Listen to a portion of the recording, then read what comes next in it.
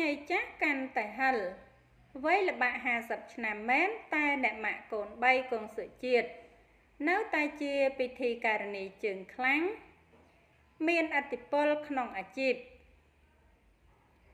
ចាំបើគិតមកដល់ពេលនេះរយៈពេលប្រមាណជាង3ទសវត្សរ៍មកហើយដែលពិធីការនីជើងចាស់កងសុជាតិបានឈរតំណែងជាពិធីការនីមានប្រជាប្រិយភាពយ៉ាងរឹងមាំក្នុងវិថីសិល្បៈក្នុងនោះបើទោះជាមានសិស្សប្អូនជំនាន់ក្រោយបានរីកដុះដាលសុទ្ធតែមានសមត្ថភាពនិងវ័យក្មេងក៏ពិតមែនប៉ុន្តែទីផ្សាររបស់កងសុជាតិគឺមិនរយាលទៅណាឡើយ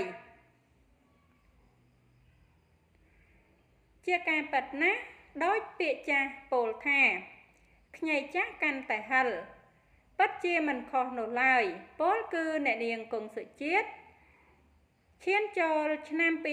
2026នេះមានវ័យ50ឆ្នាំហើយប៉ុន្តែសមត្ថភាពក្នុងវិថីសិល្បៈរបស់អ្នកនាងកាន់តែខ្លាំងឡើងរហូតធ្វើឲ្យពិធីការនីជំនាន់ក្រោយយកអ្នកនាងជាគំរូទៀតផងលើពីនោះមិនថាតែសមត្ថភាពនិងការងារសិល្បៈដែលមិនអាចមានអ្នកណាមកបំបាក់បាននោះទេសូម្បីតែរូបសម្រស់របស់អ្នកម៉ាក់កូន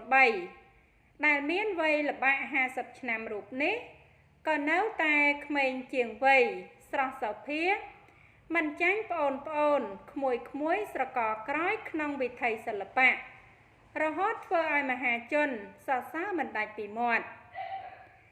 ចាហើយអត្ថបទព័ត៌មានដែលនាងខ្ញុំជម្រាបជូនខាងលើនេះចាគឺមានតែប៉ុណ្ណឹងចាសូមអរគុណសូមជម្រាបលា